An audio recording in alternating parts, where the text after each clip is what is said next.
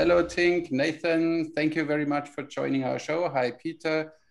Welcome Hi. to our podcast. Hi, Tink. Best greets to Texas. And I'm happy that you join our talk. And I'm sure we can hear a lot of interesting stories. Yeah, you missed all the good stuff. Yeah, Why? We started without you. Yeah. I will ask you again. Don't worry. We had a little time because Peter was not ready today, so we started directly a little conversation. But every conversation with Tink is simply interesting because he has so much to tell. So that's amazing. So I think, and Tink, if you wouldn't mind, I think we will invite you way more often because what you know and the stories you have, this is simply beyond imagination. Yeah. Well, the best thing about my stories is they're all true. Yeah, of course. That I don't have to ever tell a lie or make up a story, For what you had such a fulfilled life. Why should you? You know, this is no need for it. And think Armin don't knows hunterman and fisherman never lie. Fishermen lie. Fishermen lie. Yeah. You know this joke with the guy who came in the evening in the bar. I caught a fish that big. Next evening, I got a fish that big. Yeah. And then I said, listen, we tie his hands because he's always lying. Then I caught a fish. Yeah. Had such big eyes. Yeah. We know these jokes. Yeah. Fishermen, but a hunter never lies. So Tink, would you mind tell us how you got into archery and bow hunting? And yes, I got a bow and I lived in Heidelberg from the Army. It was a wooden York bow and target arrows, and I used to shoot at a big white tree in my yard. And I did that a couple times, and enjoyed that. I broke the tips off, so some of the arrows were footed, and the little target points off. And where I lived in Heidelberg was near the airport, and every day a Army Piper Cub would take off and fly right over the roof of our house. Okay, so I decided one day I would get my bow and I would wait for that plane. And when the plane came by, I pulled about that big and shot, and I hit the plane there in the wing, and the plane fell off. And I said, oh hell, I've lost an arrow, And about an hour later, my father shows up with constabulary, 4 MPs with machine guns, and they want to see my bow and the arrow. And I told them I hadn't seen that bow in a long time. And my fireman, who was a Pole, he was a POW, he went up and got my bow. And man, did I get in trouble, for shooting a U.S. Army airplane. Yeah. So my dad took my bow. So you hit the plane. You hit the plane, or they just stuck in the wing and it flew away. Wow. And he was just 6 years old. Remember? Wow. That, yeah. And so my dad took my bow away until I moved to Florida in 1949, and there weren't any airplanes around, so I couldn't shoot. Think I have bad audio. You too, Armin. It's a little crispy, but it's fine. Maybe think if you go a little away from the microphone, it's better. I don't know. Okay. It's better, I think. Okay, sorry, go on. Yeah, so then you were in Florida, 49. Yeah, and I hunted rabbits and turtles and so forth. And then I got a trip to Texas, where I actually got to go into an archery shop called Gassman's Archery in San Antonio. I was able to buy broadheads, and I went out to Texas and lost every arrow that I had shooting at rabbits. Yeah. And I had to stop shooting because I had no arrows, And came back to Washington, and I wanted to go deer hunting. and my father wasn't a bow hunter, Mm-hmm. and I didn't really know any other bow hunters. This was back in '56, Mm-hmm. and so I wrote the outdoor sports editor of the paper Mm-hmm. and told him I wanted to go hunting and would somebody take me hunting. 3 different guys volunteered to take me hunting, Wow. and they took me to different places. One in Southern Virginia where we jumped a big buck, and you know, in those days we just walked around the woods with an arrow on the string. We didn't know anything about stands or blinds or anything like that. You know, we just were looking for a deer. You know, and Mm-hmm. we kicked them up. The deer would run off 50 meters in front of us, and we wouldn't see them. You know, and the second fella Mm-hmm. took me up to a place. He had a cabin in Fort Royal, Virginia, and he had stands. Mm-hmm. They were pretty good stands. I got to hunt, and then he took me. And in West Virginia, there were lots and lots of deer. So it's like a magic line. You draw a line between Virginia, and it's crowded and populated, and over the line in West Virginia, there's nobody there. Mm-hmm. And I would walk the fields, and I'd see deer grazing out in the field, and I'd get my bow, and I'd make an 80-yard, 100, 120-yard shot. And of course, I never hit anything, but I got to say I had 7 shots today, Yeah, yeah. Finally, they got me a bottle, a box, a wooden box that scotch came in. Mm-hmm. And they said, hey, you sit on this. And they took little tree limbs and built me a little blind, Mm-hmm. And I got some shots at some deer. Mm-hmm.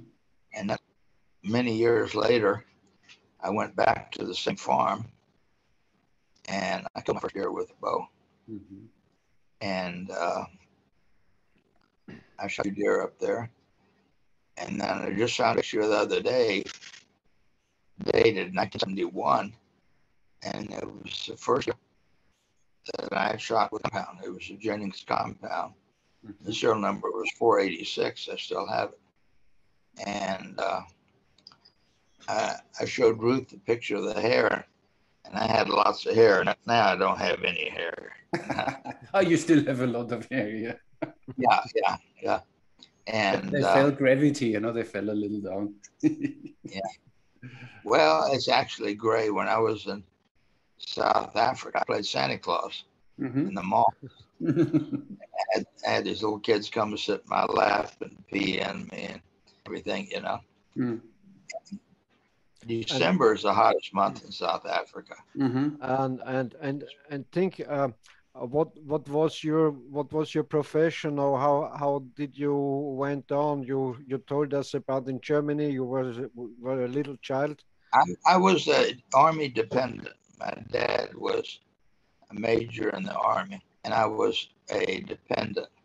And my school I went to was in Frankfurt when I lived in Bad Homburg, and later on I went to Heidelberg. Mm-hmm. Mm-hmm, mm-hmm, mm-hmm. Nice. Mm-hmm. And I learned to speak German. Most of my family in America on both sides was German. When I came back, they couldn't understand what I was saying. They said I spoke German, and they spoke Low German. Mm-hmm. Yeah. I could understand them, and they couldn't understand. Like slang German, no? And think, as far as I know, you hunted a lot, I don't know, but at least you shot an elephant in Africa with an Oneida eagle bow. I shot 3 elephants, yeah. 3 elephants. Wow. I was 24 when I went on my first safari, and I had a wife and 2 kids, and I had bought a house, and somehow the house was on a dividing line, and they said I couldn't have the house. So they gave my money back that I bought for the house, and I took the money and I went to Africa. And that was 1966. Mm-hmm. Okay. Wasn't that about around 66 or so in this time when another famous Texan named Bill Negley went to Africa to shoot the Big Five? Yes, I knew Bill Negley. He gave me an award at Safari Club one time, and he came from a very good family. Yeah, very rich guy. No. Yeah, but I beat him. Swinehart was one of the first guys to elephant, and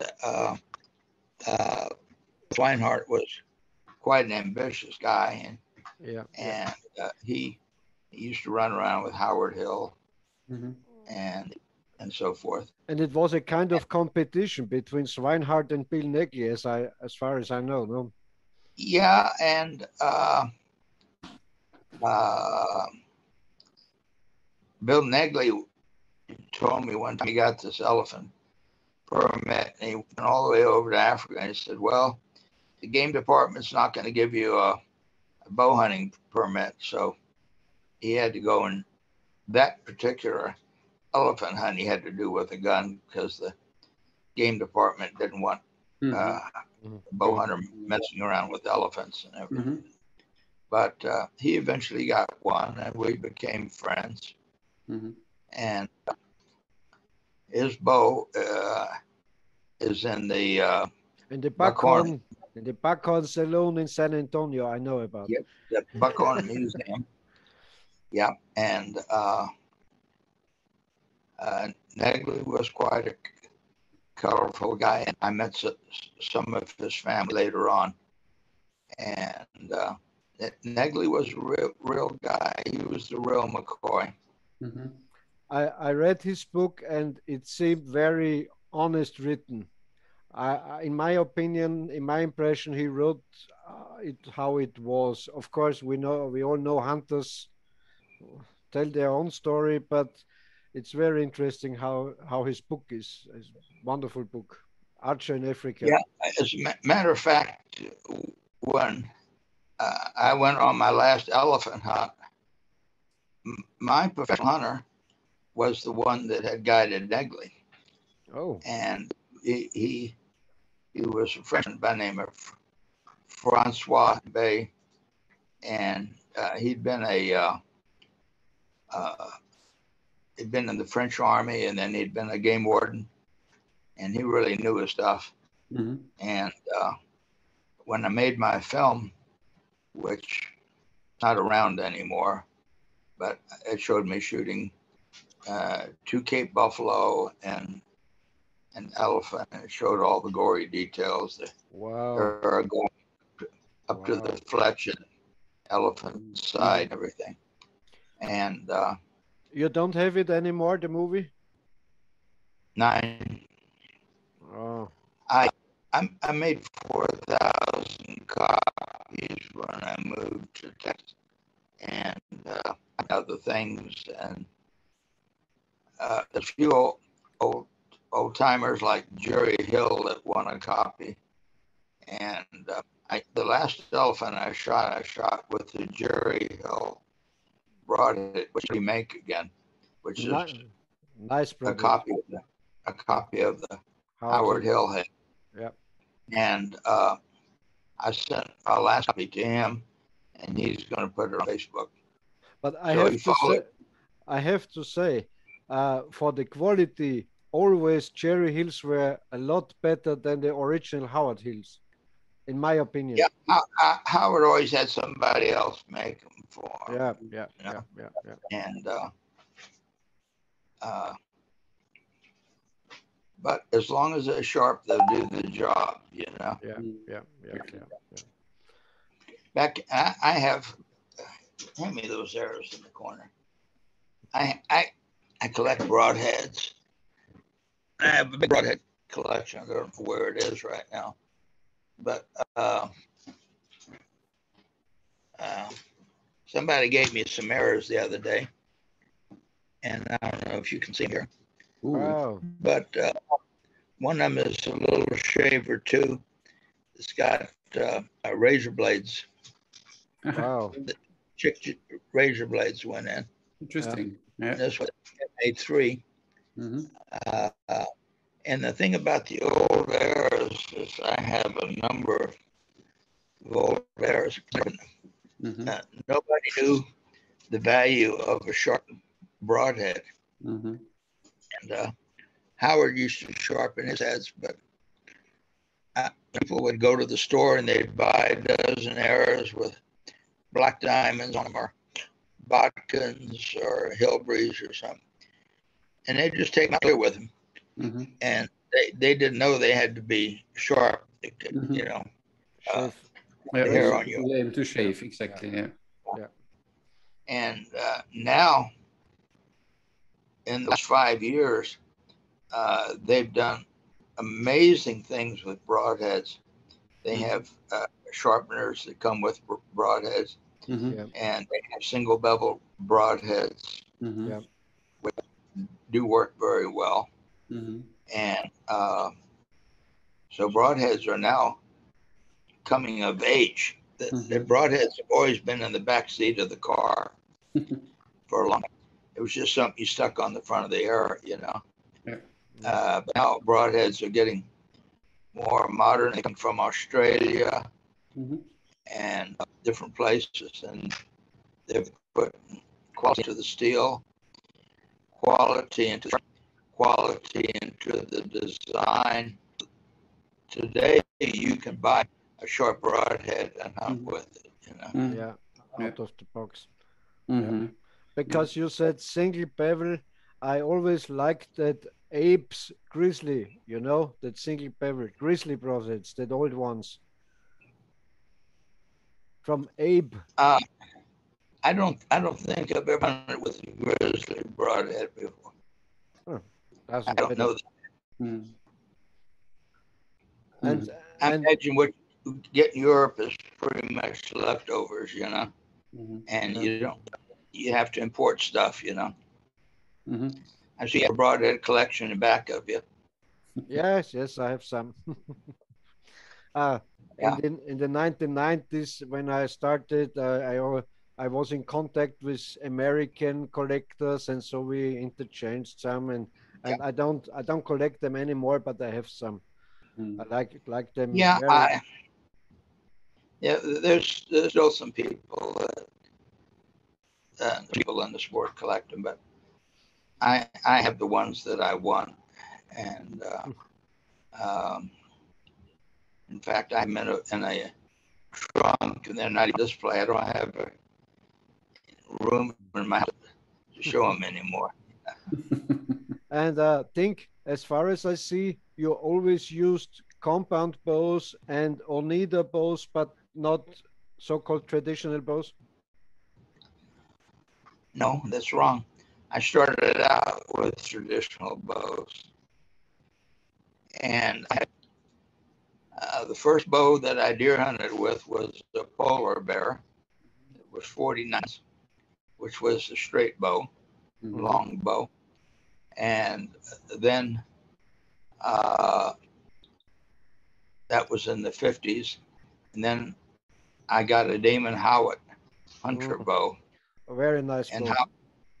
Howitt bows were really great bows. They had great workmanship. Still available. They were the first bows that were really center shot, you know, and that you plug rest on one and just go to town with it, you know.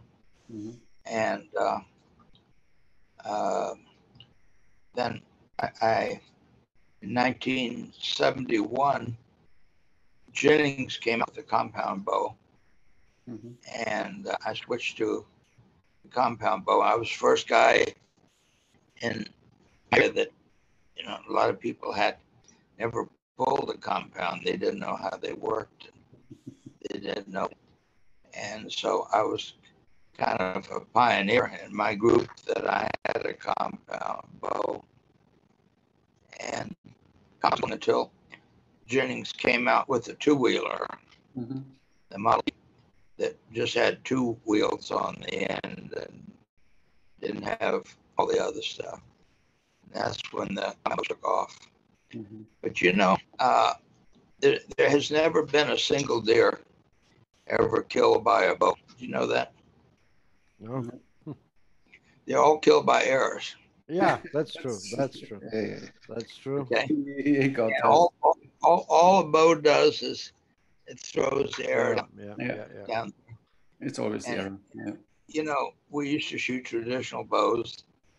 Shot 130 feet per second, 135.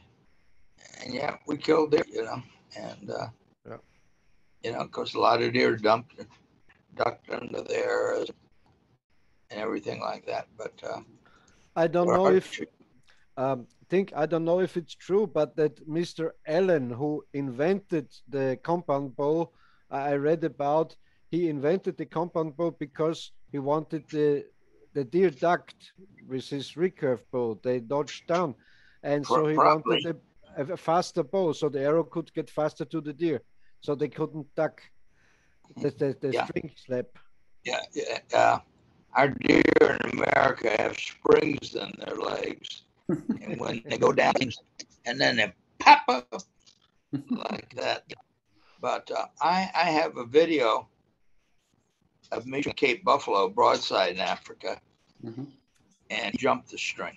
Wow. He ducked. I shoot heavy, slow arrows, you know, full of kinetic energy and what speed is that much. You used aluminum arrows for this hunting?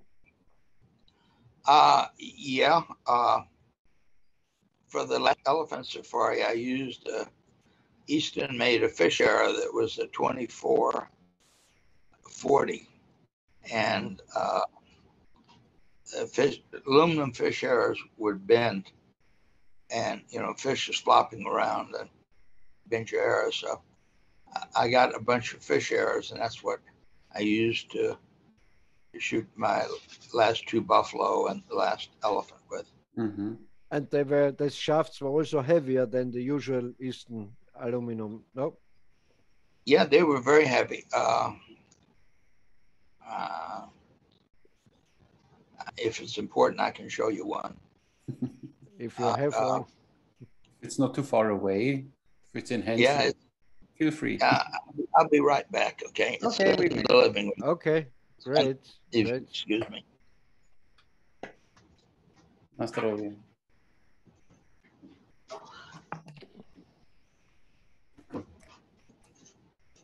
What took you so long today, huh? I had a visitor, and he was about 15 minutes before 7, and so.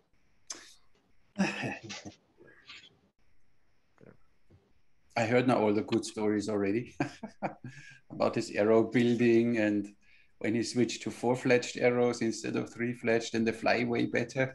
Yeah. He's an old fox. Yeah. He has a lot of knowledge, of course, obviously. I mean, he shoots since 74 years. But the sound is so bad again.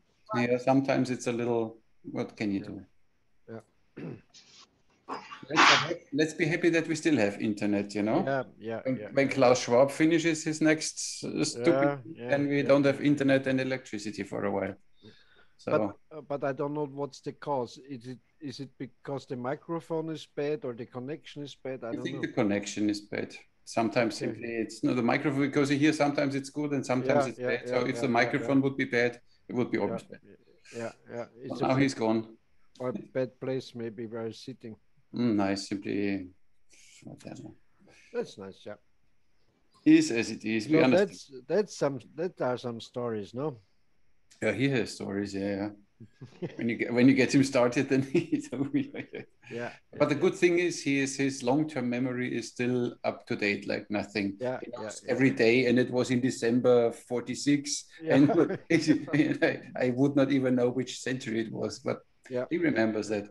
Yeah. But he said he's short in memory. He doesn't know where he left his glasses and what the name of his last girlfriend was. So yeah, but it's right. He had some trouble with his last girlfriend. I think she. Oh, there he is, the Mr. Arrow Man, Oh yeah. the legend. Look at him. And can you believe Tink turns 80 next month? And he doesn't look like, huh? Tink, sir, you know that I'm in the Tink Nathan fan club? Yeah. Yeah, that was at a show. Yes, you gave it to me. In 2011.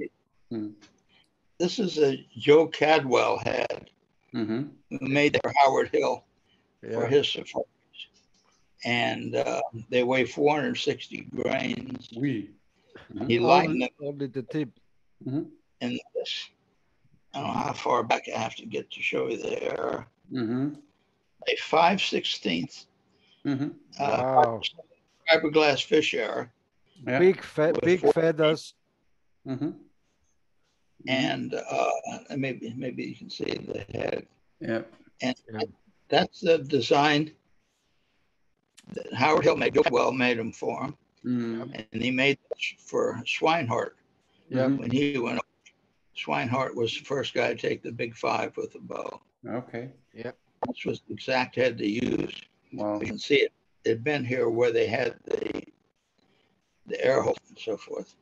And that's quite the collector's head, I'd say. But I had last time a question of one of my viewers. They said when you have a broadhead with cutouts in it, they can make some noise which the animal can hear. Is it like this? Yeah. Right. Yeah. And this is a Jerry Hill head. And Jerry Hill head, he had 2 rivets in it. Yeah. He had one here and one here. Yeah. Which was an improvement over the Howard Hill. It just had one rivet in it. Tink, could you hold the Howard Hill elephant head near aside this one so we can see the size difference? About the same size.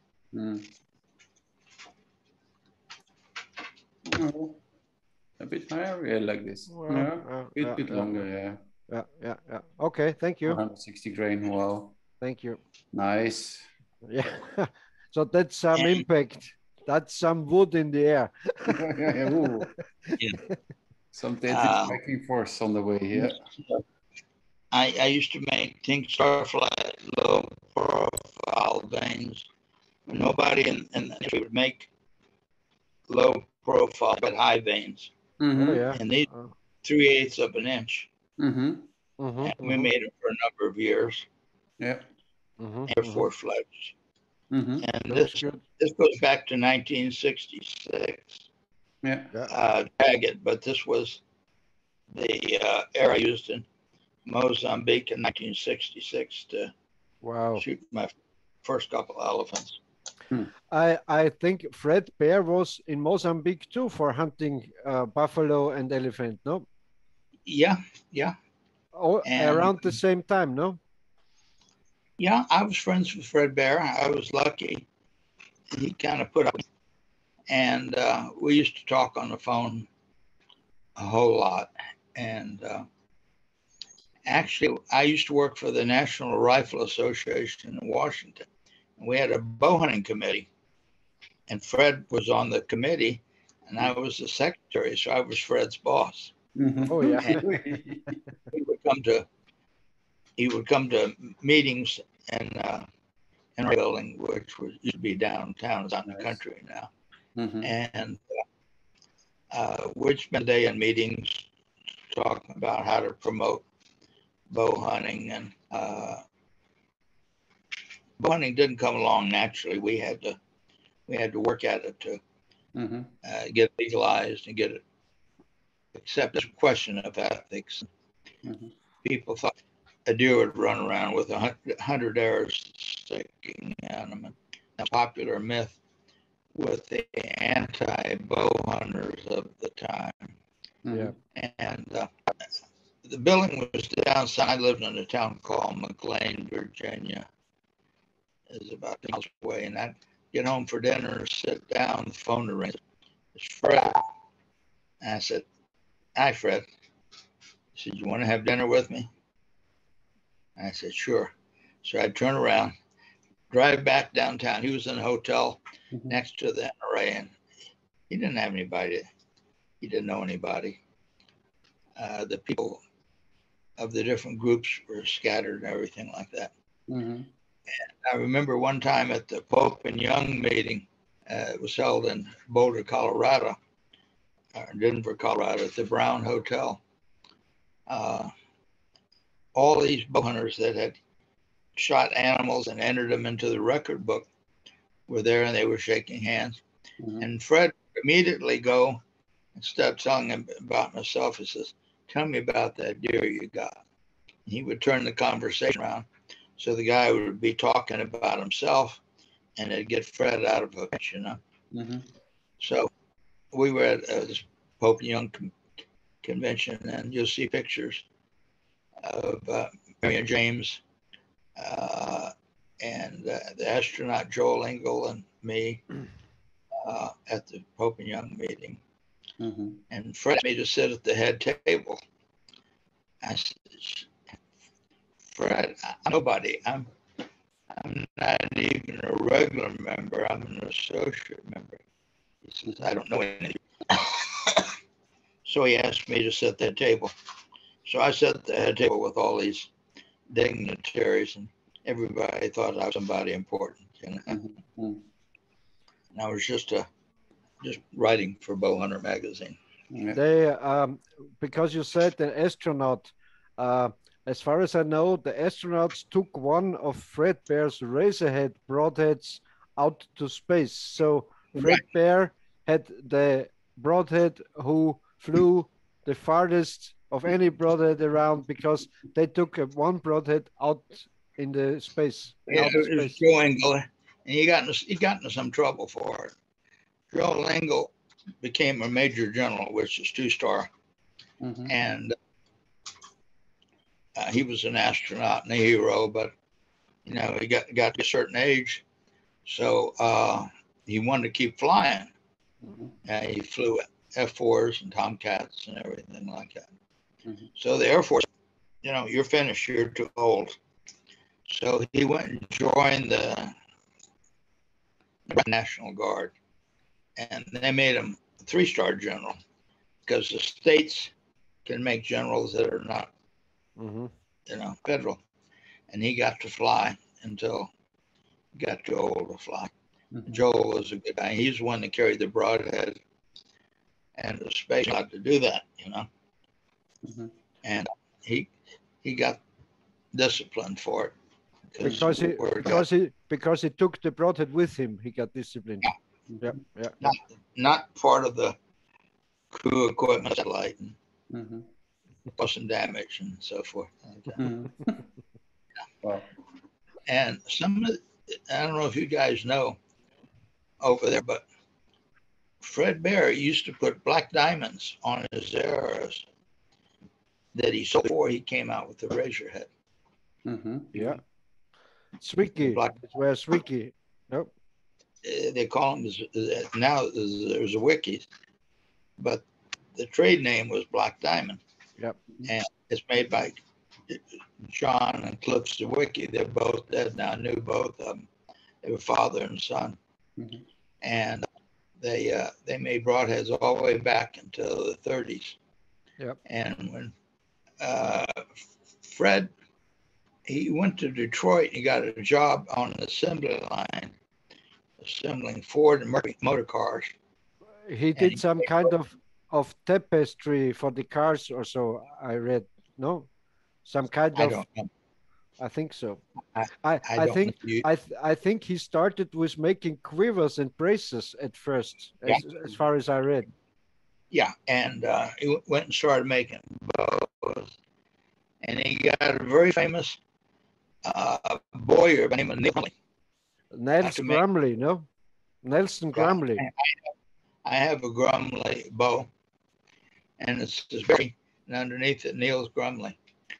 Yeah. And thousands of dollars by one a couple of years ago. These were self bows. These were wooden bows. Yeah. And then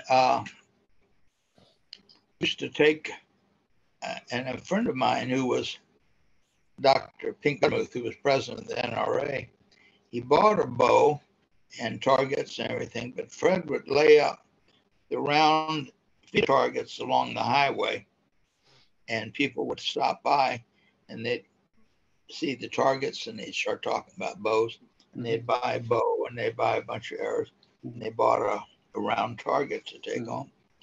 And that's not written anywhere. That's information that's been passed on to me by a guy that bought there. And Fred had been a guest in my house several times, and I was a guest in his house in Grayling, Michigan. I met his wife, Henrietta, and my father was at Selfridge Air Force Base in Michigan, about 4 hours from Grayling. So I read, and he said, "Come on up."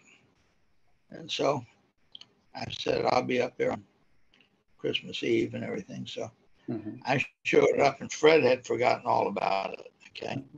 So I got a tour of the plant, which was closed that day, and I saw the Bear razor head machine, clang, clang, clang, clang. And they were dropping down through a die, and if it bent, they would fall off on the floor, and they couldn't be sold. And I said, "What do you do with this pile of old broadheads?" He says, "I'll melt them down, you know." And so later I had Christmas Eve lunch with Fred and his wife Henrietta, and then that afternoon Fred drove a Mercury station wagon because he worked for Ford, and Mercury was a higher model of the Ford, and we took gift baskets all around town to his employees, which had turkeys in them and stuff like that. Nice. And that's how I spent Christmas Eve with Fred Bear. Wow, wow. Nice story, story. It's all true. So we're really proud to have you here to tell us these fabulous stories. I wish I was in Deutschland. I enjoyed Germany very much. I made a lot of friends, and it was a really good time of my life, you know. Yes, you wouldn't know if you know Armin, but for usually the Germans are nice people. Only not me. Except Armin.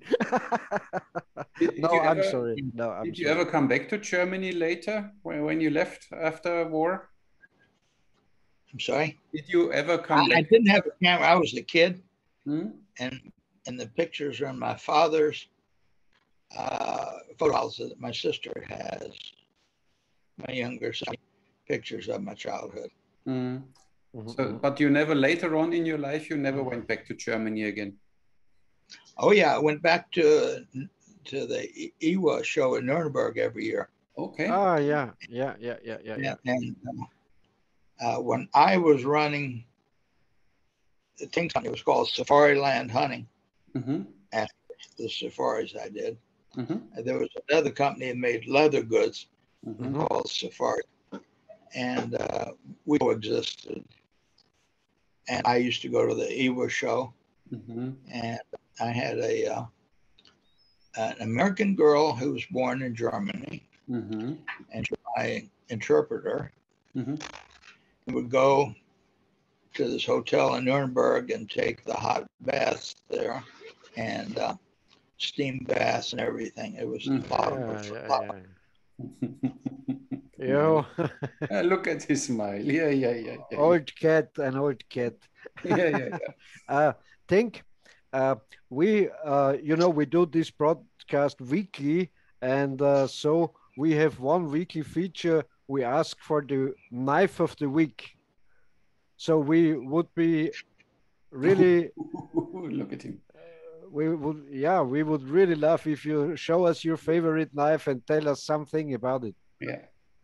Well, this is a Randall knife, Yeah. which is world, and this particular model called the Fighter.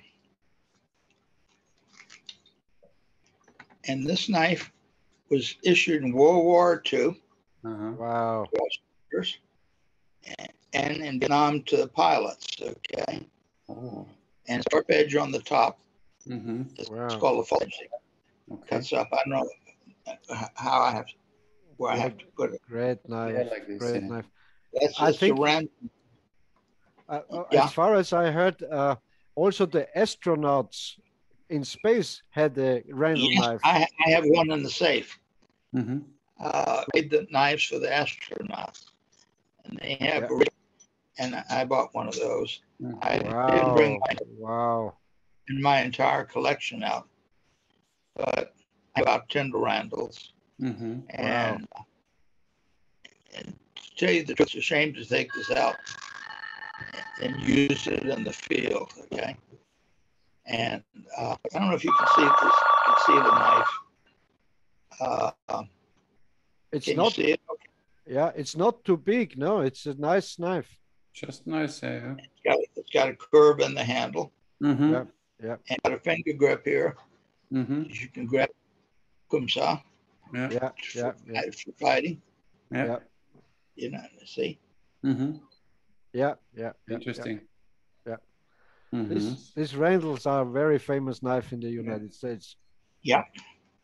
Yep. And this one has the original papers inside. And the Randall is worth more if it's never been used. And Armin, just look on the sheath how well made that sheath is, how strong, how incredible craftsmanship. Yeah. Yeah. It's got a stone, so you can sharpen it in the field. Mm-hmm. Yeah. Makes sense. Wow. Nice. Very nice. And Very back nice. it says, I have to get. Where did you leave your glasses, huh? Randall knife, Orlando, Florida. Randall made knives, Orlando, Florida. Mm-hmm. Wow. In the back. Nice. Very nice. Beautiful. How much would it be? How much would it cost?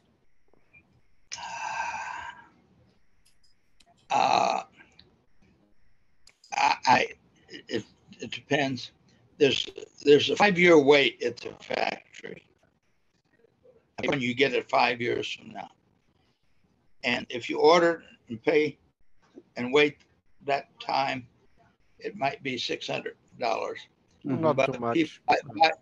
People buy them, dealers, and they put orders in, and that's the way I was able to get this one.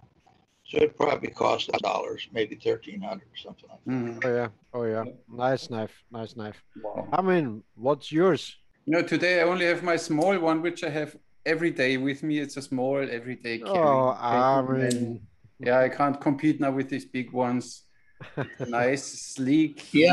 This is I have a little everyday knives there. Yeah, has a nice hollow grind here, and it's a Kube knife. It's really nice. It has a deep clip, so you can really put it in your pocket, and it's flips open nicely. So I like the sound of it. This is my everyday. It's not very expensive. It's, I don't know, $80, $90, $100 or something. But this small, lightweight for every day in my pocket. When I have to unbox something, boxes, opening boxes and stuff. So. Okay. You boys are really good guys. I'm gonna teach you something about knitting. Yeah. That's written in any book. Okay. Tell us. I've learned this from several guys. Okay, and they don't put it in any book. The secret is don't let the guys see the knife until it's in them. Okay. Okay, don't let them. Don't go waving it in front of them like this. Never. Okay. Thing is, you hold it behind and stick him in the heart, and then he'll go down. Yeah. That's the secret of knife fighting. Yeah, of course. Yeah. Do you know the difference between a hunting knife and a fighting knife? Maybe the size. It's what you stick it into. Yeah. Exactly. Once I saw from the police in the United States, from the cops, and they simulated a knife attack. The guy had the knife here open, and he ran toward the cop. And if the guy is closer than 7 or 8 steps or paces or meters, the cop hadn't any chance to pull his gun. Because if he ran against this cop with the knife, the cop has no chance. Yep. Right. And that's why American cops are taught to shoot to kill now. And if a guy is throwing a knife on, he's liable to kill his wife or his girlfriend or something like that. And there was shortly ago, there was this incident when a girl stabbed his friends, and the cop shot the girl, and they said, "Oh, this innocent girl, he shot that girl." But I have seen the video; it was horrible. Knives have killed more people than guns. Of course. Go back to the Middle Ages, the swords, the dirks, and everything. You know, here around, here around, we have big trouble with refugees from Afghanistan and Chechenian and so on, and they are all knife men. So we have a lot of crime with knives here around. I thought Germany was authorizing people to have guns now. No, you know what? Think in Germany and in Austria, we are living in a kind of communism. You are nothing is allowed. The government protects you, so you don't need a gun, you don't need anything. It's horrible here around. Protects you. Yeah, it's horrible. I have one knife today. It's an Australian knife made by Dave Keeble of Queensland, Australia, and I got it back in the 1990s, and it's a wonderful knife. See, it's just a nice size for hunting knife. Yeah, it's a drop point. Yeah, it's drop point and a nice strong blade. Okay, you can send it to me and it'll be okay. Okay, and it's a kind of fake ivory. It's a kind of artificial ivory. But my card.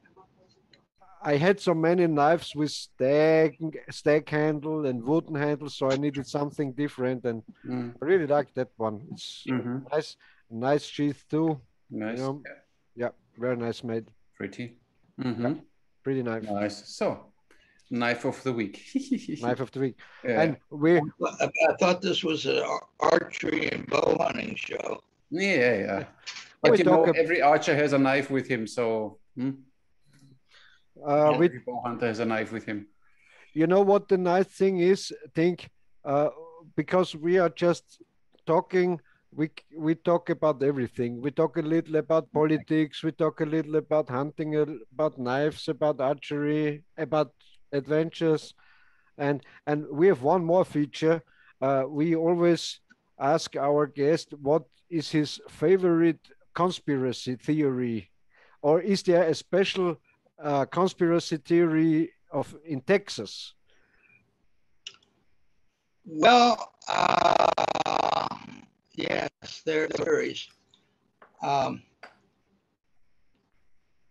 What's happening in the States is that Biden won the election, but he had Democratic people at all the voting places, and they are doing audits in the different states. And when they do the audits, they count the ballots by hand. They found there was 100,000 ballots that came from. In fact, turns out they were printed in China. Okay. And now you figure the odds of 100,000 ballots, not one was for Trump. Wow. What are the odds? 100,000 to 1. And the different states, we have 50 states, they're doing audits, and they're getting outside companies to do the audits. Yeah. They're not letting the county and city people. They're bringing in consulting firms. And they found boxes full of ballots aside the street or so. I followed this exact. I was up in election night. I followed all this, till 2 o'clock at night. Trump was winning, and then suddenly all this Biden ballots came out. So yeah. But I fear that's not the conspiracy. That's not a conspiracy theory, no. That's not a theory. It's a fact. Biden said he'd been in the U.S. Senate 150 years. Yeah, he's a crazy guy. And then he said the other day that he had his ass wiped. Yeah. Yes. Sniff, he was, it's so horrible. And the mainstream media don't brings it up. He's sniffing on girls' hairs and so on. I saw the pictures. I saw the movies. We saw the videos when he stands behind girlies and touching them and whatever. Yeah. It's such a creepy bastard. Yeah. And Tink, I have to tell you one thing. In the German and Austrian media, you had not one positive headline about Trump. Yeah. Not one. He was an evil guy. He was a racist. He was everything you can imagine was Trump.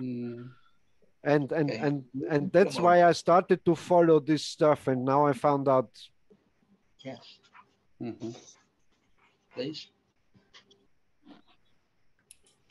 They've seen you before, so come on. I'm in front of the camera. We want to see you. Okay. Yes. Hello. Hi. Hi. You need to tell us something? Ruth has worked for my ranch for 9.5 years. Wow. Nice. Wow. So she must have a very thick skin to bear with you. That's right. No, yeah. But you wouldn't like to have it any other way either. So we always thought that slavery is over in Texas. Yeah. Officially, yes. You guys know that the Civil War was not about slavery. I know. Of course not. No. It was not. No. It was called the War of Northern Aggression. The Northern people wanted the South was very rich, and they wanted that for themselves.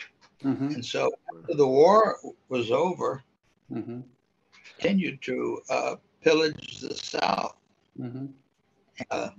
They did so up until the 1880s, and it's a big disgrace on America now. It was not. I have to ask you. Shortly ago, I read about very interesting stuff. You say it was about the North wanting to grasp the South, but on the other hand, and I'm sure this is true, there was a kind of order, the Knights of the Golden Circle. You know about? Do research. No. It's very interesting. The Knights of the Golden Circle, they were kind of Freemasons, but not Freemasons. And they had the plan to make the southern states, including Cuba, Haiti, and some of the South American upper states, northern states. And if you drew a circle around, they had a map with this circle. And they wanted to make these agriculture states with slavery. And they were this guy Pike, who was a founder of the Freemasons too, and so on, was involved. A very interesting story. And they're still hunting for treasures, for gold they buried, because when they lost the war and they had a lot of money. Very interesting. You never heard about? There's lots of buried treasure around. Yeah. Lots of gold has been stolen. Yeah. and never recovered. You know, there's lots of buried gold around if you know where to look for it. You know. Yeah, yeah. Most of the gold that's been found has been found on ships in the Caribbean, Yeah. and they're coming up with lots and lots of gold down there. Yeah, yeah. I also wanted to ask you about the Alamo, because that's the real Texan story. And you know, I love to read about Texas. James A. Michener's book, Texas. It's a whole story of Texas. It's very interesting. Yeah, the Alamo. You have a very bad connection now. Think you are frozen now. We have no connection as it seems. Looks. Drink some whiskey. You're frozen. Oh, we don't hear you, Tink, anymore. Turning they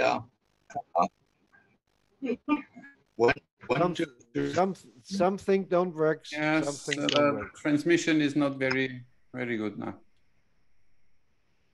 Hello? Hello? Yeah. Ruth is our systems engineer here, and she's getting going. Oh, look. At least we see a pretty face. At least one.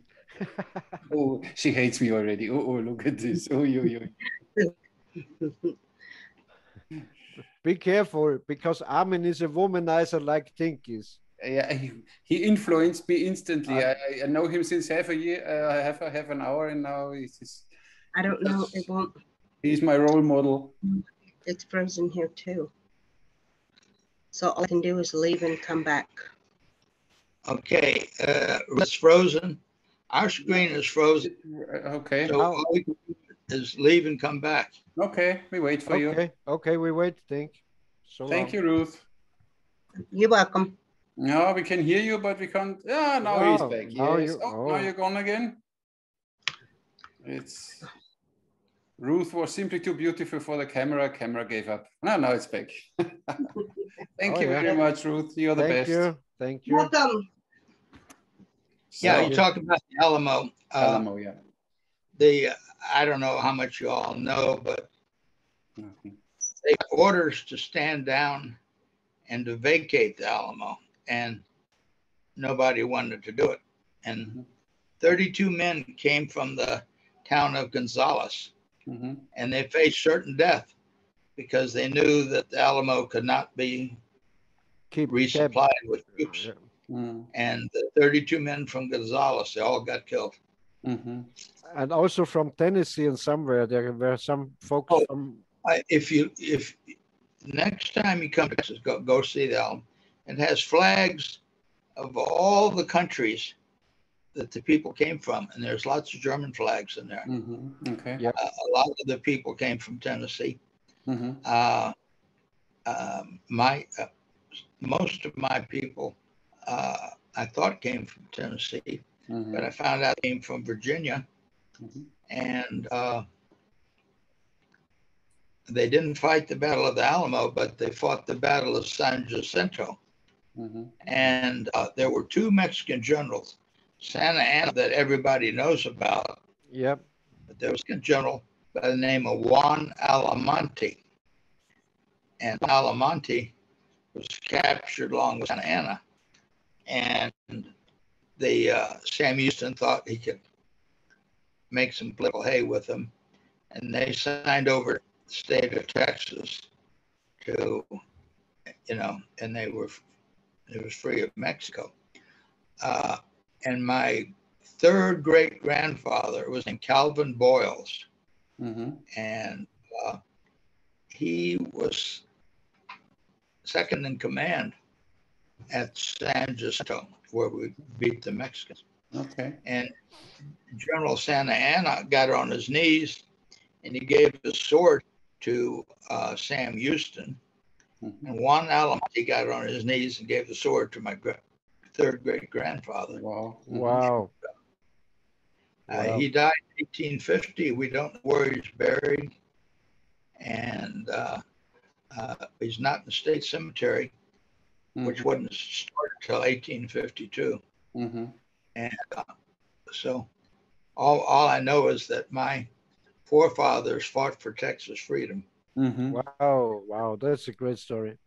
Nice. And if you study on Texas, you'll find that there was a second war with Mexico, and Juan Almonte himself dictator of Mexico and declared war on Texas. And he would raid and everything.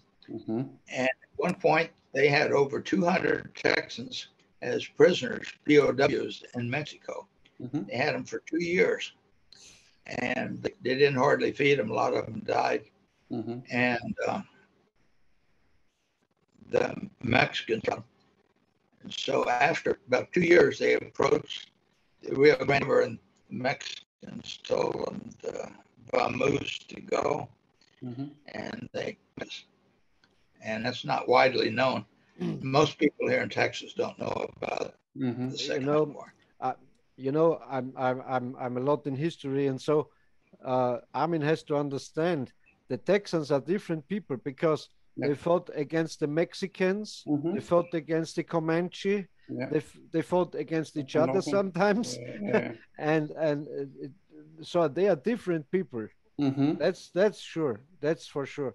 And Texas was the only country that was an established country to join the Union of the United States. Mm-hmm. They were an independent state of Texas, and then they joined the Union. It wasn't a state; it was a country.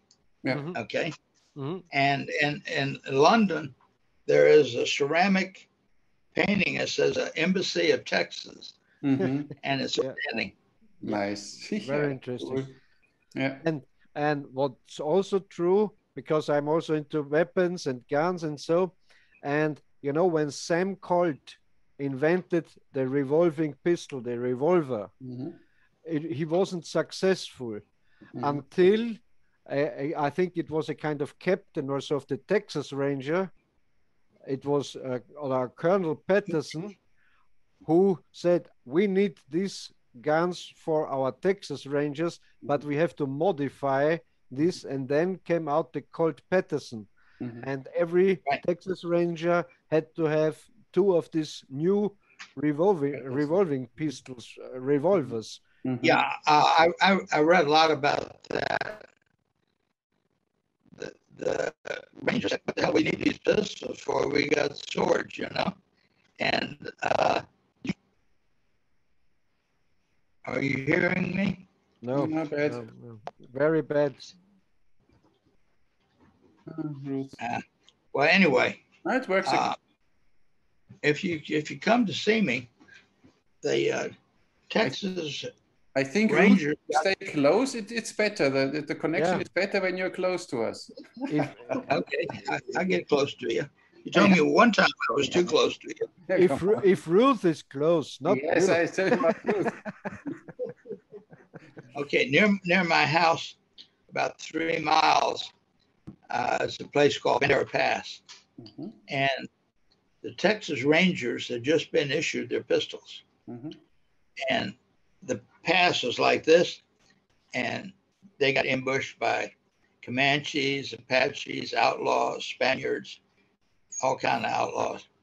And so as Captain Sam Hayes, who had a company of Texas Rangers, he saw an Indian's horse tied up in the woods. And he says, dismount, men, we can take them, we can. And so his men dismounted, and they did not ride into the trap. And they fought the Indians all day long. Wow. And it was the worst fight that the Texas Rangers had ever been in. They had 5 men wounded, 5 men killed. Wow. And at the end of the day, the Indians withdrew, and they took all they did with them. And they never found out where the 5 Rangers were. And doing research on a ranch just a couple miles from here, and he found graves covered in stone with cedar on them. And he asked a Mexican, he said, yeah, there's some old Army guys buried there, you know. So he found a location, and they're making it into a cemetery so that the land isn't developed into a housing development or something. But the Army, U.S. Army, had not adopted the Colt pistol. Yeah, just the Texas Rangers. Yeah. Right. So if you ever get to see a Colt black powder pistol, on the cylinder, it's speaking of cowboys and Indians. Okay. And what happened was that after they heard about this battle and how good the pistols performed, that finally got them. And there was a captain by the name of Walker. Yeah. And the Walker Colt is named after him.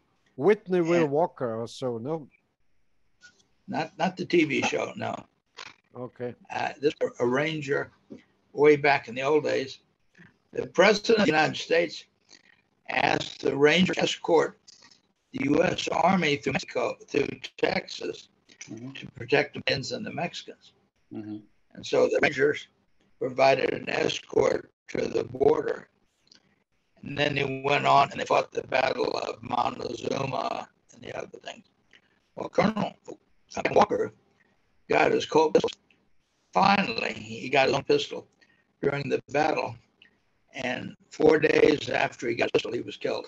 Okay. And you know, Armin, these were big, like saddle pistols. They were not to carry on the back. These were big Colts. Yeah, they weighed 4.5 pounds. Wow. Yeah. And think there's another story I love, and maybe you can tell it better. There was one event. There was a kind of riot, I think, in Houston or where, and the mayor of Houston, I think it was Houston, called for the Texas Rangers to help against the riot, and he waited on the airport. The mayor of the city waited on the airport for the Texas Rangers to arrive to help against the riots. And out, okay, go on. Yeah. It was on the coast of Texas. And they didn't. But he asked for Rangers to help put down the riot. And they sent one, and the mayor said, why not this? One Ranger, one riot. Yeah. You got it? One Ranger arrived, and the mayor said, what about one Ranger? And he said, one Ranger, one riot. One riot, one Ranger. Nice. Very cool. Yeah, tough guys. No, these Texans are different guys. That's what I want to tell them with the stories. Nice. Did you ever met Ted Nugent, this musician? Yeah, I taught Ted everything he knows about archery. Oh, okay. So you know him well. What do you think of him? I got him shooting all night or bows, and okay. We're friends, but he's not held in the high esteem that he used to be. And he's had a hip replacement, and he's almost as I am, and he's slowing down a lot now. And he's got a promotion work for gun rights and everything. He was shortly ago. He was on Joe Rogan's show. I saw him talking with Joe Rogan. You know the Joe Rogan show, Tink? Yeah, Joe Rogan hunts with the same guy I hunt with up in Canada. His name is. He's a bow hunter too. Yeah. Yeah. And Joe Rogan moved to Texas. Yeah, to Austin. Yeah. Because the Californians are too stupid and crazy, and there was a total lockdown and so for about 1.5 years in California, and Joe Rogan moved to Texas. Makes sense. Yeah. And you know, I told it to Armin. How is it called? Let me see. Just a moment. I think we need to move to Texas too, because here in Europe everything goes crazy too. You know, Spotify. Joe Rogan moved from YouTube to Spotify. Yeah. And the official sum is $100 million they gave him for moving from YouTube to Spotify. Yeah. So Joe Rogan is a big number. He has more auditory than all the United States cable networks together. Great guy. Yeah, And I just 1 week hunting with him up in Canada, and Alberta was shot 3 or 4 bears, John, and I've never hit the weekend that Joe Rogan is there. But Joe he's Rogan's a nice good guy. And my other favorite Texan is Alex Jones. He also lives in Austin, no? Alex Jones, you know him? He's a kind of he's a kind of conspiracy guy. He ran that Infowars website. He did a lot, very successful. Yeah. He also lives in Austin. Yeah. My favorite Texan is now Tink, and my second favorite Texan died already. It's Stevie Ray Vaughan, in my opinion, the best rock musician ever on this planet. Well, Ted used to date my daughter. Oh. And I almost had Ted as a son-in-law. And I probably would have killed him by now. Nice. People. You know everybody. It seems you know everybody. Yeah, small community. Yeah, I made a video one time with up in Michigan. Cost me $38,000 just as I was getting to Africa, and he would not sign for me to release the video. So the video was not, and I don't know what his reason was, but we had a wonderful video. We shot archery, had cooking, had good in the kitchen and everything. He didn't want to sign a release so that I could sell the video. Okay. And so one more thing, Tink, you have to tell us, you also founded that Tink company who was producing or is still producing some lure and so for that's hunting. really why I'm famous. Not that I'm a bow hunter, but that almost 50 years ago, I got some urine from a doe deer, and this is the product that I make. Yeah, it's Tink's 69 doe and rut buckler, and it is actually, honest to God, estrus urine from a doe deer. We have farms where deer are kept in cages, take a temperature, and they know when they go estrus, and we collect their urine, and I actually they call it Germany. I think it's Lockmiddle. Is that the name? Again? Lockmiddle. Yeah, Lockmiddle. Yeah. Lockmiddle, yeah. Lockmiddle. Yeah. Tink, and you have to send one bottle of it over to Armin because he loves to smell pussies. Okay. And we have a whole line of scents, and it's my multi-million-dollar business. Wow. And the headquarters are in Covington, Georgia. And I've been there a few times. And decided they don't need me anymore. All they do is send me money. So that's fine. That's could fine, be worse, you know. and to be true, you represent them at various shows. At least you did in the past. Because of COVID, we didn't have an archery show. We didn't have a shot show this year. We should have next year, and I'll be there. Yeah. Nice.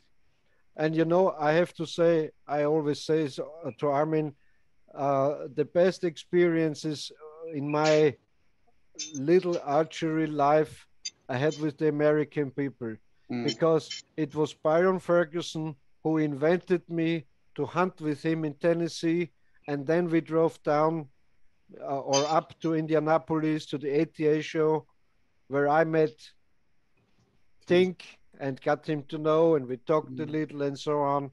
So these Americans, you know, there's a lot of America haters in Germany, and in Austria not so, but in Germany there are a lot, and they don't know the American people. They don't know them. They don't know them because they are nice. Well, I think I told you yesterday, my father was one of the guys that developed the Berlin airlift. And when the Russians cut off the German people in Berlin, the Americans, the wall. the British flew food in, and they dropped. Yeah. And they even had boxes of toys for kids. Yeah, yeah. They actually had toys for the kids to play with. And candy and stuff, I know. And sometimes it seems the Germans have forgotten this. Yeah. That the Americans made it air bridge and supplied them with every kind of goods and as you said, toys and everything. Well, you know, now you can go into what is East Germany. It's nothing like West Germany, you know. No. It's sterile. The buildings are old. There's not much going on. Yeah. And you had the same people on two sides of the Iron Curtain. Yeah. And the people to the south, they prospered. And the Germans were very healthy, modern people that with big motor cars and everything. Yeah. And the people on the other side were relics, you know, they had nothing, you know. But now they are evolving back. So now the Western Germans are like the Eastern Germans. Like Angela Merkel is like a communist. She was from Eastern Germany, and now she's chancellor. It's horrible. Yeah, and what happened after the wall came down, we in West Germany had to pay for the build-up in East Germany. Of course, they have now all the new technology, everything new. So in early days, it was a quality sign made in West Germany. And now it's not anymore, because in West Germany, it's only old industry. And in the East, they built everything new technology, everything there.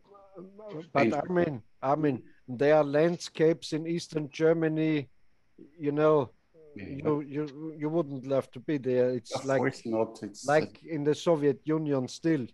Yeah, you can't change things. Yeah. It takes a few more generations, I guess. You know what I don't understand? There are still Germans around, even Eastern Germans, who are thinking positively about the regime, about the communists. Of course. They miss the communists. It's horrible. So they need to go to Cuba for a week. Yeah. They have a big trouble now in Cuba too, no? But you don't hear a lot about it. The people are starving and they don't. Yeah. I subscribed to a Soviet thing, and they said they sent 2 plane loads of medical care to Cuba. Yeah. And you know, because you used to live in South Africa, you don't hear a lot about in the mainstream media. At the moment, there's a lot of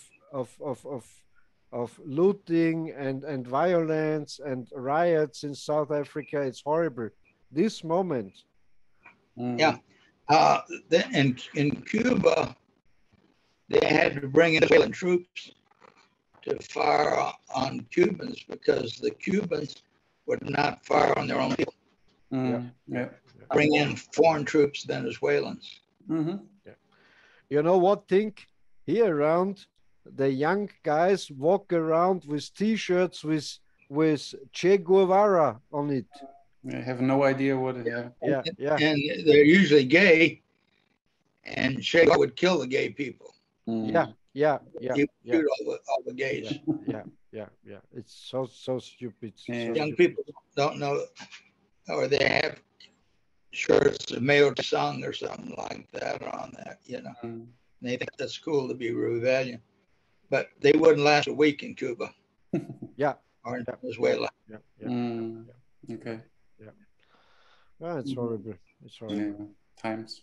So, Great. what about rejoining us in some weeks, Mr. Tink? Well, now that I know how to do it, it's very possible. Okay, I want to ask one thing.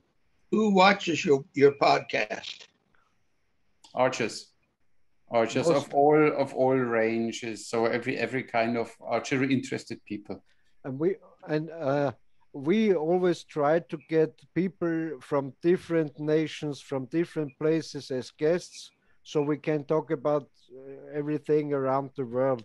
Last week we had a Chinese guy who lives in China and told us about archery in China and how. And you know what? We reversed business. He is importing American Howard Hill archery bows to China. Interesting. Funny. Yeah, that's funny. Yeah. And Armin has a lot of viewers. I don't have a lot, but we are still going on, and we will do it. Well, y'all should advertise your podcast on American Facebook. Yeah. And people don't know how to find you all. Mm-hmm. When we are publishing this issue, then we send you the link so you can share it and your folks can see it too, and you also can have the data and publish it yourself on Facebook or where you like it. Okay, sounds good. Yep. Great. Yep. We can do that. Yeah, you can upload it. I thought you guys were going to ask me some hard questions. Wow. Next time, Tink. We are polite. Our channel is mainly to promote archery in every aspect, and for my idea is always unite the archers, because there is so much fighting going on between longbow archers and recurve archers, Olympic archers and compound archers. You know, all these, they all differentiate, and we are the best, or the other ones are the best. Exactly, we need a lure for every one of them. Exactly. We put it in a plane and we spray it like the chemtrails. Like the chemtrails, yeah. Think. Let me know what would be a hard question for you. Yeah. Thus? What would be a hard question for you? I hadn't thought about that. I just thought you'd be talking about heavy arrows and FOC weight and stuff like that. Yes, we can do. I never dealt with FOC. I just used heavy arrows because they work better. And I killed a bunch of animals. And most of my game I used 22-19. 22-19. The printer is going. Yep. 22-19. Yep. It's a heavy hunting arrow with a broadhead weighs 125 grains. The insert weighs maybe 10 or 15 grains. Yep. I've shot through most of the animals I've shot. I've had complete penetration through it. Yep. So, think. I've shot 2 antelope with one arrow, and I shot 2 deer with one arrow. Wow. Nice. Think maybe next issue we just talk about what's important with arrows and what's important in bow hunting and archery and so on. Maybe we can make it. You must have arrows. It's very important to have arrows. Yeah. No, of course. Without arrows, the best bow doesn't work without arrows. Yeah. Yeah. When you're out of arrows, you're out of business. You know. Exactly. Yeah. And I often wonder about these guys that, like Fred Bear, when hunting, had only carried 3 arrows in their bow quiver. They were pretty, they weren't going to miss, But one time I shot a deer on the 8th arrow that I shot at him. He was standing in a field in Pennsylvania, and you must be 60 or 70 yards away. And you watch the arrows fly over, and I finally shot him right between the eyes, and he went down. Nice. Ah, that's I'd nice. like to do it again. I'd like to be invited to your show next time. We really would appreciate. We appreciate if you join us again, because you're full of stories and knowledge and also that history. You know, I'm always interested in history, and especially in Texan or Wild West history. Well, when you all come to Texas, I'll show you around. Cool. And I'll show you, okay. Maybe we can travel again. Yeah. Yeah, at least once, and then we directly stay there, because I don't want to come back to Europe. Europe is so crazy right now. It's you're exile on an island. Nobody wants you. You know. You know, you're the only really free country in the world, because your constitution protects you. Our constitution is bent in every directions, and protects the government. You have freedom of speech, but you don't know if you have freedom after speech. Like we don't have freedom on Facebook though. Trump is suing Facebook, and they will have, like, I'm in a 26-day Facebook because somebody was passing secrets to Iraq, and the government caught him. And they're prosecuting him. He's going to get 15 to 18 years. And underneath it, I said, hang him. So I got a 30-day ban. Oh, yeah. Nice. And hanging is what you do with treason. You know? For usually, you know, he's hung. He's hung. Yeah. It was more honorable to be shot than to be hung. Yeah. In the old, that's hanging was a mess. And squads were pretty good. Tink, you noted that it was a television show I watched shortly ago. It was about Texas. It is called The Sun, like your son, you know, The Sun, with Pierce Brosnan, and it was all about Texas and the Texas oil rush and so on. Very nice series. Right, and they tried to palm off a fake arrowhead on him that was Selena Parker, and he looked at it and said, "We don't have this shirt in Texas, you know." And the rifle he carried was a Remington 1907. It was the first semi-automatic rifle. Yeah. And he was very modern with his guns and so on. And he had little pouches to put the magazines in. I love this serial. He grew up with the Comanche. You know, they kidnapped him when he was a boy, and grew up with the Comanches, Pierce Brosnan in this show, and he was a real, and there this Texan spirit came out, because he used to behave like he protect his family and his land, like he learned with the Comanches, and in the modern days he was a kind of monster, of course, because he just the Comanches kidnapped a number of white boys and kept them there as captives.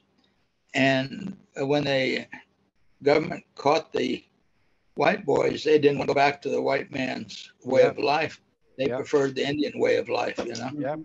In that serial, Pierce Brosnan also just went back to the whites, to the soldiers, to the army, because he liked to protect the tribe, because they gave some supplies and stuff to the Comanches because they starved. So he said, okay, then I go back when you give this stuff to my people.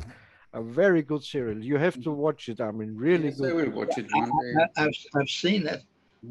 We talked about this yesterday with the wooden recording, that the Germans settled here. They settled in Castroville and Fredericksburg, and the streets are named Hauptstrasse and everything like that. They didn't have much trouble with the Indians because they traded with the Indians, and they gave food and everything, and they got along really good. and the Germans, they minded their own business. Mm-hmm. Yeah. They weren't out to cause trouble and so forth. And they didn't have Indian troubles, okay? Mm-hmm. It was all the other people that came here that had Indian troubles. Yeah. Hmm. Yeah. Nice. I also love these songs. The Eyes of Texas Are Upon You and The Yellow Rose of Texas. These are my songs. Okay, there's a historical series called Texas Rising. And you find it. The Yellow Rose of Texas was, she was Negro, but she was very, very light. And they call it. And she was the one that snuck in at San Jacinto. She had made love to Santa Ana. Santa Ana was sleeping in his hammock. Mm-hmm. And that's when she, because they knew she was a Cartesian, she could pass freely through the lines. She went back and told him Santa Ana was passed out. Mm-hmm. And the Battle of San Jacinto only lasted 15 to 18 minutes. Mm-hmm. And they did a job on it. There's the thing, they made a series, it's not 100% correct, Mm-hmm. called Texas Rising, if you ever get to see that. I have to see it. I have to write it. Texas Rising. Mm-hmm. It was done, I mean, they had mountains where there's no mountains, and I think they found Mexico or something. Yes, but you know, I also see often in some series some mistakes or some stuff, but it depends if the story is good. Mm-hmm. To me, if it's a good story, it doesn't matter if the gun is not right or something like that. Yeah, Yeah. I like details. You know, I was working on a Me film too. set once when they did the Stuff Keepers, this book movie, and then there was a romance against these Jews. They were in this last fortress in Masada, Masada, yeah. and it was horrible. I was always, because I was the archery instructor there and was teaching the people and the actors how to shoot with bow and arrow. And then they let the Roman soldiers, they had this red rope, this red coat, and over it they had a back quiver because they run around with bow and arrow. I said, look, they never had this. It's not going to work like this. It's historically wrong. And then the guy said, yeah, but this is how this Jewish survivor was seeing it, so it doesn't have to be correct. And they, what the heck? He said, well, it was fun. Yeah. That's why I like it when the details, because then you see the quality of a serial or a movie when the detail is really matched. I loved that guns at that the Sun show with Pierce Brosnan. He had a nice Colt government, a nice 1911 45 pistol, classic, and pouches for spare magazines, and you know his gun rig was matching his boots. Of course, very stylish. Nice, fine. Yeah, on the 1st of September in Texas, anybody that's not a criminal will be able to carry open carry. They'll be able to open it. No papers, no investigation. Wow. You just can't be have a felony. You know, when Joe Rogan moved to Austin, and he had this new studio, and he has invented a kind of Marines guy, an army guy from the Marines, a Navy guy, and they said in the studio, and this army guy, this Navy guy said, "So Joe, now you're in Texas. I brought you a gift," and he gave him a packet, and he opened it, and in was a nice pistol. Because here in Texas, here is open carry. You need a pistol to carry around. So now you're in Texas, you have a gun. Nice. If you have a concealed license, you can carry openly. But after September, everybody in Texas will be able to carry open, and it will go down. Like they did that last year in Oklahoma. And they said the streets would run red with blood and everything. Crime rate went down. Yeah. No, no. You know what? The opposite is true. If you ever hunted, if you ever handled a lot of guns and so on, you know what you can do with a gun. So you're more cautious and more on the safe side than every other person, of course. Because if you have seen once what a bullet does to an animal, you can imagine what you can do to people. And so you're nobody will, I'm sure Tink will confirm this. Nobody would pull out the gun because, you know, in Germany and Austria, they say these Americans are all crazy with their guns and so on. But there's a side of gang violence, of gang shootings. There are close to no shootings in the United States. Yeah. Tell me about the American flag over your head. You know what? When I arrived in Hamilton, Tennessee, when Byron Ferguson invited me, we went to a kind of Walmart or so. I needed to buy a pair of boots and house shoes, you know, kind of moccasins, and there was a department. They had these flags, and I said to Byron Ferguson, Byron, I think I need to buy one of these flags for a souvenir for memory, for remembering. And he said, that's a pretty good idea. I will buy it for you. And then I said, Mike Goodman, and he has to sign the flag. And since then, I have this American flag because I'm a big fan of America. There you go. That's good.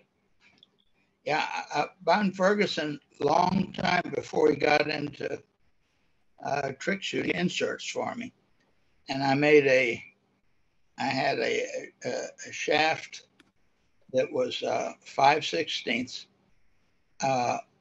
fiberglass, and it had compressed cedar. Remember the forged wood cedars? So what we did is we put the compressed cedar inside that. Wow. Which made a very heavy arrow. And then an insert about that long. So that Brian Ferguson gave me all the inserts that I have. And we called the Tink's penetrator. It weighed 700 and 800 grains. And I used for a lot of stuff and never let me down. You know, it was, but nothing stopped it. You know, I think you shoot through it. You know, Byron is a very nice guy.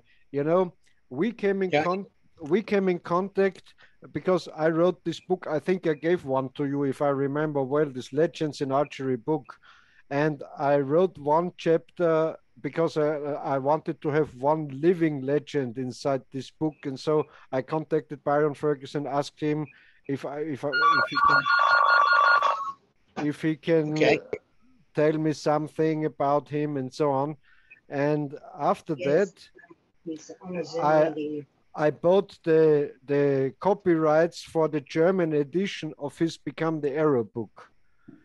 And then our guy invited Byron to a show in Austria, to making a show in Austria. And then there we met the first time. And so he just knew I'm that Austrian guy who bought his book copyright here over.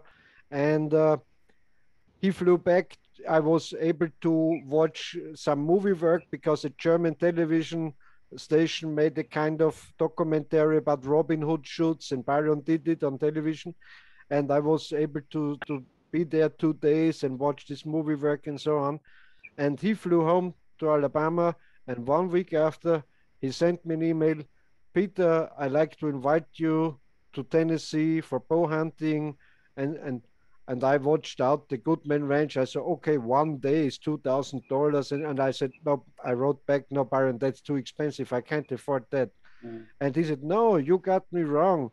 I have a property there, and you can stay in my trailer. You can sleep in my trailer, and we can hunt his own property.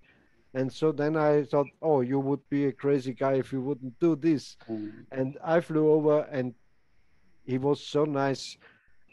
And also the Mike Goodman, he has a hunting ranch there in Tennessee. And he said, you like to sleep in the trailer of Byron? I said, yes. You know, he's snorting. You can't sleep whole night long because he's snorting. And he said he had a ranch hand there and said, one room for Mr. Peter. And I, oh, if I have to pay this, it's horrible. And then after 5 days, I said, I like to pay the stay and so on. And the meal, he supplied us with breakfast and meal and every night at dinner and so on. I said, no problem. You're Byron's friend, so it's no problem. Come on, let's go together to Indianapolis to the ATA show. And so, and that was the story when I met also Tink. So it's Great. some kind of. I have something. Have you noticed the wild boar I have above my head? I see. Yeah. Nice task. Okay. That is a purebred German wild boar. A German? It's not a feral hog. The Germans imported them because originally they didn't have many deer in Texas. They wanted something to hunt. So they imported the purebred. And the purebred has bristles that split on the end. And they use paintbrushes. It contains more paint and everything. And the pigs got loose and they mixed with the feral hogs that the Spanish bought in 1500. And so what they would do, the Germans, they would go out and set traps. And the feral hogs, they would castrate them so they wouldn't breed. So we have a population. We have both, but we've shot several purebred Russian hogs on my ranch here. And that, believe it or not, is a sow. That looks nice. Wow. Nice. Yeah. Wow. And you hunted this with an arrow or with a rifle? No, the backyard was with a rifle. They were in my corn feeders, eat my deer corn, so I popped them with that. I've shot so many hogs and everything. I don't mean to sound conceited, but I've lost count, you know. We also have a lot of wild boar here around in Austria where I am, and also in Germany we have lots of wild boar. You know, I remember my dad taking me out for a hunt where they had killed some red deer, some hirsch, and this other fellow had a 22 and he was stalking a crow out in the field. And a wild boar came out. My dad hit him with a shotgun. Bam, bam, bam, didn't do any good. And I shot him with a BB gun. It didn't do any good. So I got nice try. I have to show you. This was my heaviest wild boar. It was 140 kilo, 280 pounds. It's a big one. It's a big one, yes. I used an Australian longbow, hill style, and a heavy grizzly arrowhead, 190 grain. That was a nice one. You see? When you said grizzly, I was thinking I do know the grizzly broadhead. I've used them before. The single bevel, that red, I think they were like rust red, like painted red. Yeah. I think they had different colors for different weights. Yeah. There were 160 grain and 125 grain and 190 grain. And of course, when they first came out, they had some that were serrated with the teeth in them, and they didn't go very good. You need a smooth shaving edge like a doesn't make sense. You need the force for serration, and it doesn't work. Yeah. Looks fancy, but it doesn't help. I don't know. I don't like serrated heads, and I don't like. No, I don't either. I think that the single-bladed broadhead is the best. Of course, if you're shooting from a deer stand for whitetail, maybe this three-bladed snuffers, or I don't know how they call it, they are making a nice blood trail. When you have a single blade, is then the knock perpendicular to it, or is it in line, or doesn't matter? Like you like it. I like it like that, but some like it like that. Yeah, they did a lot of testing on it and found there was no difference in accuracy, whether it was lined up or not. Yep. Yep. And I like them like that because then I can feel them on my index finger, the full draw. But that's just my preference. Nice. I heard once a story that the Native Americans that you could could see is it a war arrow or it's a hunting arrow? It's a hunting arrow when the knock and the tip aligns because you shoot through the rib cage in this direction, and if it's a war arrow, the tip is like this. It's a nice story the Indians told the scientists. Yes, of course, because an arrow never rotates or something. Oh no. Totally straight. No. Yeah. Yeah, the Indians had some pretty powerful bows out in Nebraska or something. Two boys, it was Army fort, and they were jumped by Indians. And they two boys jumped on the horse, and they were fighting it, and the Indians shot them. Okay. And the arrow went in the boy in the back and came out the front and stuck in the saddle horn. Wow. Oh, okay. Wow. You got two for one. And Indians were very fast. They could shoot. They could have 9 arrows in the air by the time the first one hit. And it was like artillery fire, you know, where it hit. If you compare with the first, or even with the early U.S. cavalry and so on, they had single loading rifles. So the Indians were quite faster with firing with bow and arrow than the single shot rifles, you know, even if they are breech loaders. Yeah, the Battle of Little Bighorn. Yeah. So they had 40 different rifles that were used. They had found 40 different cartridges in the area. But the Indians had better guns than the white people did. Yeah, they had lever action guns, and the army, the cavalry had single shot rifles.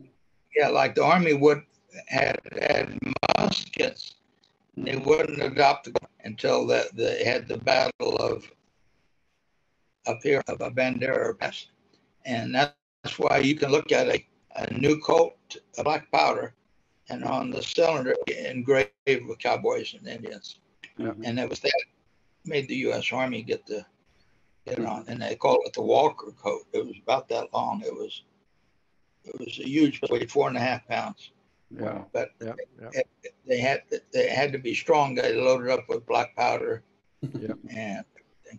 But the original Patterson Colt only had 5 rounds, and it didn't have a trigger guard.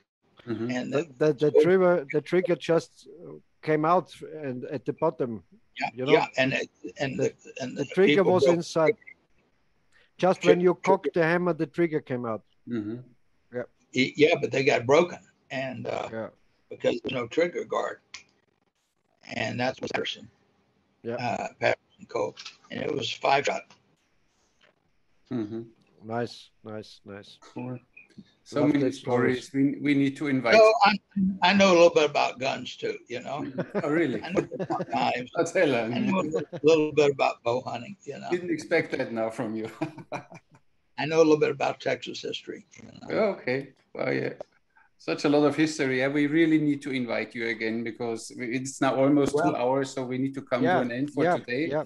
But it's so interesting. We could talk the whole night, or for you the whole day, because it's so interesting. Well, when you come to Texas to visit me, stay at my house and we'll hunt deer in the backyard. Okay? Wow! Thank you. Thank you very much. Thank you, Tink. Great. Tink, I guess Ruth has cooked you some nice lunch, no?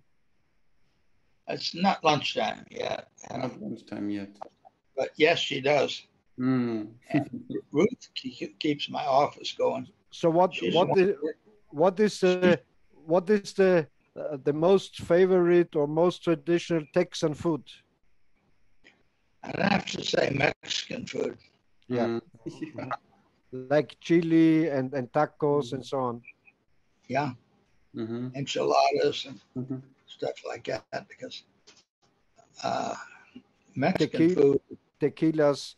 In fact, Mexicans from Monterrey, Mexico, they fly to San Antonio to have lunch. Yeah. to get real Mexican food. Yeah, Mhm. you can't get so good Mexican food in Mexico, but you get Mexican food in Texas. Texas, yeah. Tex-Mex, yeah. This is always like, yeah. Yeah. Mhm. I'd say the other thing is brisket. The brisket is very popular. It's smoked, Mhm. and you can part with your fork, Mhm. And barbecued brisket is very big. And then Texas likes a lot of pork ribs. Mhm. Put pork ribs on, Yeah, that's and nice. Mhm. pork ribs are more tasty than beef ribs. Mhm. Yep, yep. You know, when I was in Idaho, I hunted with Nate Steen. They always said in the evening we make barbecue. I always thought barbecue is like on a grill, you do some pork chops and so on. But they had a Dutch oven, a kind of iron big kettle, and they put in onions and stuff and big chunks of pork or beef, and they draw in, they poured in, I think, 2 liters of Coca-Cola, Mm. and then and some sour cream and herbs and spices, and then they buried that big iron pot into the coal, Under the fire. They buried it under the fire. Mhm. Yeah, and we were out hunting 4 hours, 5 hours, and when you come back to camp, everything was ready. Hot meal for you. Yeah, they cooked big in Idaho. They're famous for these big potatoes. Mhm. Some of these big potatoes with sour cream and that kind of stew. It was a kind of Mhm. stew. But Mhm. we never would call this a barbecue. Yeah. Very nice, very nice. Wow, Yeah. wow. Cool. Yeah, very nice. So Well, I'd like to do it again. yes, let's do it My again. utmost pleasure. It's such an honor to meet you. You're really a Yes, legend. think It's such an honor to talk to you. Thank you yeah, so much that yeah. you take your time for us. Thank you. Big Mm. Well, honor to us. We I invite you do again. I do it for the sport of archery. Yes, Okay. Yeah, thank you so much. yeah, yeah. And Thank you. for the Okay. brotherhood of archers and shooters all around the world. No, Okay. Wiedersehen. Thank you very much. Wiedersehen, See you. Thank Wiedersehen. you so much, Tink. Goodbye, Such a Tink. pleasure to meet Goodbye. you. Nice Bye-bye. to have you. Goodbye. Thank See you. you. Ruth, bye-bye. Thank Nice you, to Bye. meet Ruth. you. Thank you, Bye-bye. Ruth.